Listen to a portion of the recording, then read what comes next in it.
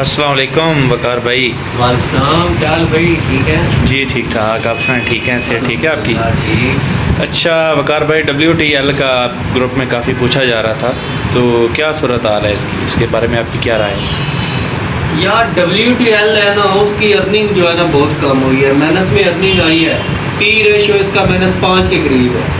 تو جس کی ارننگ نہیں آتی تو اس نے کیسے بڑھنا ہوتا ہے؟ آپ ادھر آئے، اس کا چارٹ دیکھیں، آپ دیکھ سکتے ہیں ادھر سے جو اس نے سپورٹ لینی تھی اس نے سپورٹ نہیں لی۔ تو اب ہمارا جو نیکسٹ ایریا ہے جدھر سے ہم سوچ سکتے ہیں یہ اٹھ سکتا ہے، یہ 1.20 سے اٹھ سکتا ہے۔ باقی اس شیئر کا صرف نام ہی پڑا ہے، اس کی ارننگ آئی نہیں ہے۔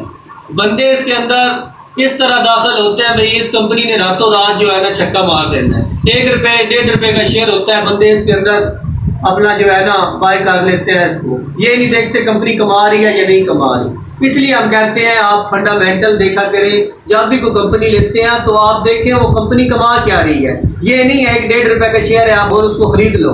پہلے جب بھی آپ کمپنی کو لیتے ہو تو آپ نے یہ دیکھنا ہوتا ہے بھی کمپنی جو ہم لے رہے ہیں وہ کمائی کر رہی ہے کہ نہیں۔ کمائی نہیں کر رہی تو لینے کا کیا فائدہ ہے، وہ شیئر ویسے ہی پڑے رہیں گے۔ اب جو ہمیں لگ رہا ہے یہ جو 1.20 پہ آئے گی تو ادھر سے اس کے جو ہے نا اوپر جانے کے امکانات ہیں، یا نیکسٹ جب یہ اپنا رزلٹ لے کے آئے گی اگر اس کا پازیٹیو میں آ گیا IPS تو امید کی جا سکتی ہے پھر ادھر سے یہ ریلی پکڑ سکتا ہے۔ تو سرگودا میں ہم نے اپنی اکیڈمی بنائی ہے، جو لوگ سرگودا سے تعلق رکھتے ہیں اور اسٹاک مارکیٹ سیکھنا چاہتے ہیں تو وہ رابطہ کر سکتے ہیں۔ اللہ حافظ۔